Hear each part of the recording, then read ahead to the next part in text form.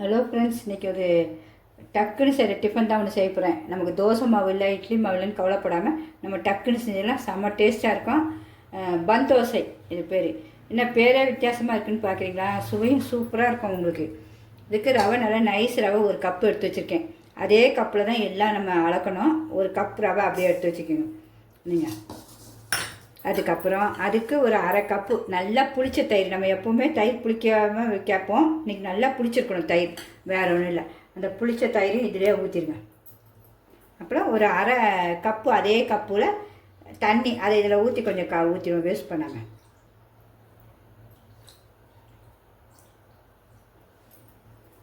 என்னுடைய channel subscription பண்ணாதவங்க கண்டிப்பாக பண்ணிவிடுங்க. ஒரு லைக் பண்ணிவிட்டு அப்படியே பாருங்கள். இதை நல்லா கலக்கிடுவோம். நம்ம கலக்கிட்டு ஒரு 10 நிமிஷம் அப்படியே மூடி வச்சுருவோம். நல்லா ஊறிடும் உங்களுக்கு ரவை. நைஸ் ரவையாக எடுத்து வச்சுக்கோங்க எல்லோரும். 10 நிமிஷத்தில் கழித்து பார்ப்போம். அதுக்குள்ளே அடுத்தது இதுக்கு என்னென்ன தேவைன்னு பார்த்துருவோம். பன் தோசைக்கு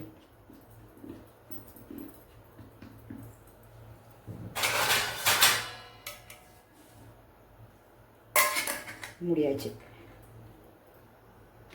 அந்த பன் தோசைக்கு தேவையானதை பார்த்துருவோம். ஒரு பெரிய வெங்காயம் நல்லா பொடிசாக அரிஞ்சு வச்சுருக்கேன். ஒரே ஒரு சின்ன பல்லு தேங்காய். நீங்கள் திரும்பியும் போட்டுக்கோங்க. நான் சும்மா பொடிசாக அரிஞ்சு வச்சுருக்கேன். அதை சாப்பிடும்போது ஒரு டேஸ்ட்னஸ் வாயில் இருக்கும், சுவை வேறு ஒன்றும் இல்லை. ஒரே ஒரு நல்லா 2 பச்சை மிளகாய், நீட்டு பச்சை மிளகாய் மெலிசாக அரிஞ்சு வச்சுருக்கேன். ஒரு 2 துண்டு இஞ்சி பொடிசாக அரிஞ்சு வச்சுருக்கேன். கொத்தமல்லி நமக்கு எவ்வளோ வேணால் போட்டுக்கலாம், நோய் எதிர்ப்பு சக்தி பார்த்திங்களா, சுவையும் டேஸ்ட்டாக இருக்கும். கொத்தமல்லி, கருவேப்பிலையும் கொஞ்சம் பொடிசாக அரிஞ்சு வச்சுருக்கேன். இந்த கருவேப்பிலையும் பொடிசாக அரிஞ்சு வச்சுருக்கேன். பெருங்காயத்தூள் போடும்போது நம்ம அந்த மாவு கலக்கும் போது நம்ம போட்டுக்கலாம். பெருங்காயத்தூள் ஒரு சிட்டிகை உங்களுக்கு வேணும்னா. ஒவ்வொருத்தருக்கும் அந்த தோசைக்கு பிடிக்காது, உங்களுக்கு வேணுன்னா போட்டுக்கோங்க. அப்புறம் நம்ம எண்ணெயில் தான் இது அவ்வளோ கொஞ்சம் லைட்டாக வதக்க போகிறோம். இப்போ நம்ம வதக்கிறோம், ரொம்ப வதக்கணும்னு அவசியம் இல்லை, லைட்டாக தான். இப்போ அதை இதாக வதக்கிடுவோம். அதுக்குள்ளே நமக்கு அது ஊறுறதுக்குள்ளே அதை வதக்கிடுவோம். கொஞ்சோண்டு எண்ணெய் ஊற்றிக்கலாம். அது வதக்கிறதுக்க நம்ம ஒரு 3 ஸ்பூன் 4 ஸ்பூன் போல் ஊற்றிக்கோங்களேன். ஸ்பூன் கணக்குக்கு அவ்வளோதான். சட்டி காயட்டும். கடுகு கொஞ்சம் போட்டுருவோம். கடலைப்பருப்பு, சீரகம் கொஞ்சம். கடுகு நல்லா பொரியட்டும். அப்போ தான் நமக்கு வயிறு வலிக்காது.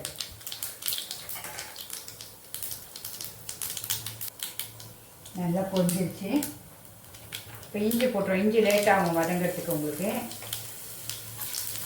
இஞ்சி, பச்சை மிளகாய், வெங்காயம்,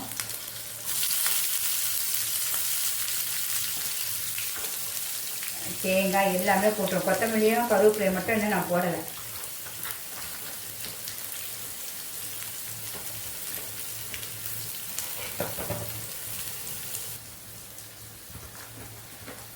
அப்படியே வதக்கிடுவோம்.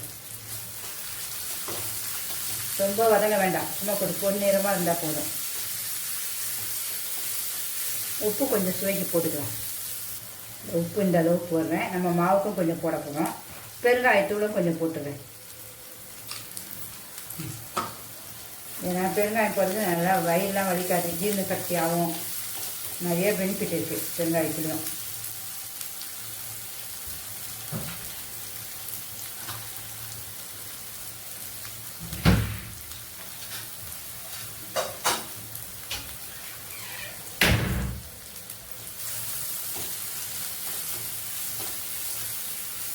இது காலையில் டிஃபனுக்கு ஈவினிங் கூட பிள்ளைங்க ஸ்கூல் போயிட்டு வந்தாலும் நீங்கள் கொடுத்துடலாம். ஒரு தோசை சாப்பிட்டா கூட சூப்பராக வயிறு ஃபுல்லாகிடும். அவ்வளோதான். எல்லாம் க்ளீனாக நல்லா அழகாக போதும். இந்த அளவு தான். இப்போ கொத்தமல்லி எவ்வளோ வேணாலும் நீங்கள் கொத்தமல்லி தூவிக்கிங்க. அதுதான் மெயின் உங்களுக்கு டேஸ்ட்டு. அவ்வளோ கொத்தமல்லி போட்டு நம்ம ஆஃப் பண்ணிட்டோம் ஸ்டவ்வை. அப்படியே இருக்கட்டும். நம்ம அதுக்குள்ளே ஊறிடுச்சான்னு பார்ப்போம். ரவையும் தயிரெல்லாம் ஊற்றி வச்சுருக்கோம்ல. இப்போ ரவையை பார்க்க போகிறோம். அது பாருங்கள், என்ன சூப்பராக ஊறிச்சு பாருங்கள். ஒரு தண்ணி இல்லை உங்களுக்கு, அப்படியே ரவை இழுத்துடுச்சு. இப்போ இந்த ரவையை தயிர் எல்லாம் நம்ம ஊற்றிருக்கோம்ல, இதை மிக்சியில் போட போகிறோம். நல்லா அழகாக திக்காகிடுச்சு.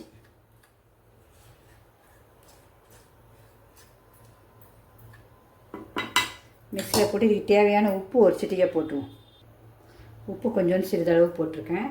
அப்புறம் தண்ணி ஒரு சும்மா 1/4 டம்ளர் நம்ம ஊற்றி இதில் அரைக்கணும். நைஸாக அரைக்கணும். உங்களுக்கு நீங்கள் ஃபஸ்ட்டு நீங்கள் அரைச்சிக்கினாலும் தண்ணி ஊற்றிங்க. எனக்கு இந்த மிக்ஸியில் எனக்கு ஒன்றும் மேலெலாம் தெரிக்காது, அதனால் நான் இப்போயே ஊற்றிட்டேன். உங்களுக்கு வந்து வெளியிலேயே தெரிக்கிறதா இருந்தால் ஃபஸ்ட்டு நம்ம ரவையை அரைச்சிட்டு அப்புறம் தண்ணி ஊற்றுங்க உங்களுக்கு கொஞ்சம். இப்போ நம்ம ரவையை அரைச்சிடுவோம். நல்லா நைஸாக அரைக்கணும், தோசைக்கு அரைக்கிற மாதிரி.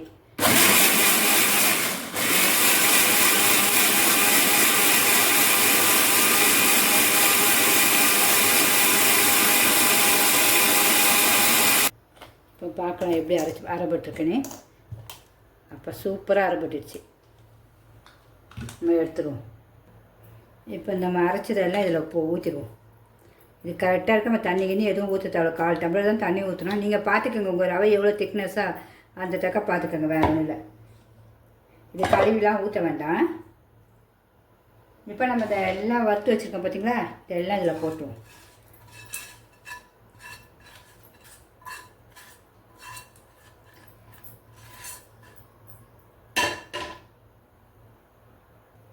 இப்போ இந்த மாவு நல்லா கலக்கிடலாம்.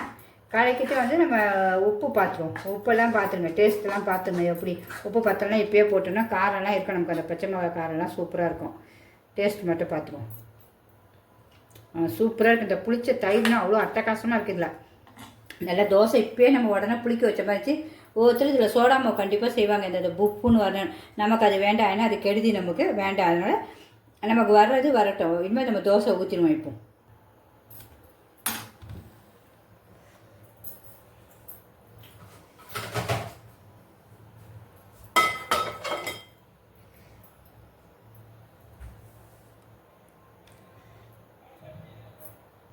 இப்போ தோசை ஊற்ற போகிறோம். தோசை சட்டியில் நம்ம தாளித்து ஊற்றுவோம்ல, அந்த கரண்டியில் தான் நம்ம இப்போ தோசை ஊற்ற போகிறோம்.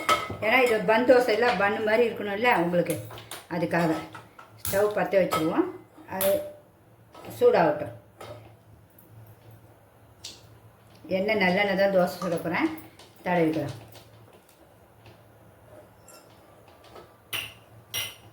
சூடானோன்னு ஊற்றுவோம்.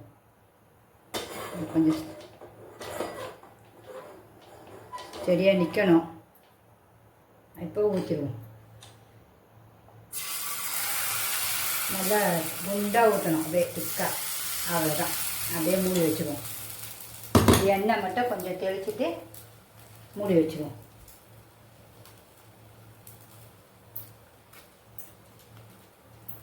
எண்ணெய் ஸ்ப்ரே பண்ணிடலாம் லைட்டாக. எண்ணெயிலே வெந்தால் தான் டேஸ்ட்டு.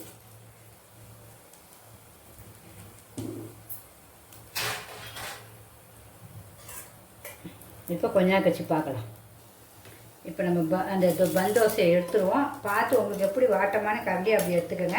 ஸ்லோவில் தான் வச்சுருக்கேன். மெதுவாக அப்படியே பிய்யாமல் அப்படியே திருப்பி போட்டுங்க, மெதுவாக. ஆமாம், செம்ம கிறிஸ்பியாக இருக்கும், பாக்கியாக அழகாக இருக்கும். ரொம்ப ஸ்லோவில் வேக வைக்கணும். நல்லா முருன்னு இருக்கும் இந்த தோசை. வெறுமாவே பிள்ளைங்க கையிலலாம் நம்ம கொடுத்தாலே நம்மளே சாப்பிடுவோம். வெறுமா அவ்வளோ நல்லா இருக்கும், கிறிஸ்பியாக தோசை. பாருங்க, பார்க்கும்போதே அப்படியே முருன்னு இருக்குது. இந்த மாதிரி எல்லாத்தையும் ஒன்று ஒன்றா அப்படியே நம்ம சுட்டு வச்சுருவோம். இப்போ நம்மளுடைய பன் தோசையை எடுத்துருவோம். ஒன்று சாப்பிட்டாலே வயிறு நிறைஞ்சிரும். பாருங்க,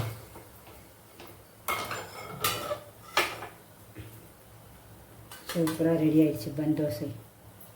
இப்போ அடுத்தது ஊற்றுருவோம்.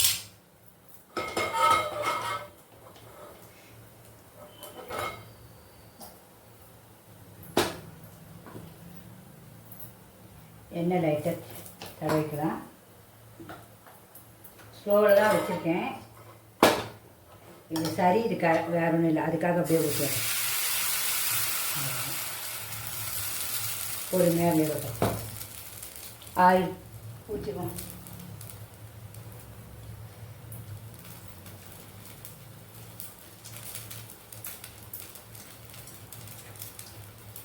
ஸ்லோவிலே வேகட்டும்.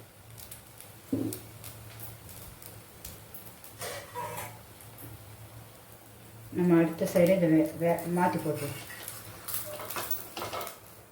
அவ்வளோதான், ரெடி முடிஞ்சு. ஸ்லோவிலே தான் வேகணும்.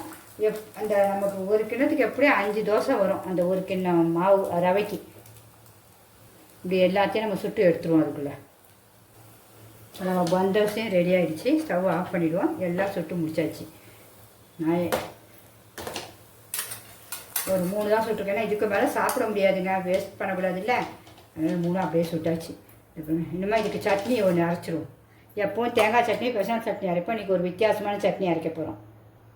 இன்றைக்கி இந்த தோசைக்கு ஒரு சட்னி பார்க்க போகிறோம் சொன்னல, அதுக்கு 2 காஞ்ச மிளகாவை நல்லா வெந்நீரில் கொதிக்க வச்சு வச்சுருக்கேன். 3 காஷ்மீரி மிளகாய், காரம் இருக்காது. அப்புறம் இவ்வளோண்டு நல்ல ஒரு எலுமிச்சம் சைஸ் புளி அந்த தண்ணியோடு இதில் ஊற்றிடுவோம். உப்பு தேவைக்கேற்ப போடணும். இந்த சட்னிக்கு தக்க உப்பு எல்லாம் நைஸாக அரைச்சிடுவோம்.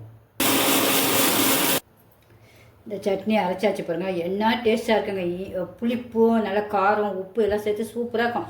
எத்தனை தோசை வச்சாலும் இறங்கிடும். உங்களுக்கு வேணால் தாளிச்சிக்கிங்க, எனக்கு தாளிக்க வேண்டியது வேண்டாம். இதுலேயே செம்ம டேஸ்ட்டாக இருக்கும். இப்போ நம்ம தோசையும் இதையும் பார்த்துருவோம்.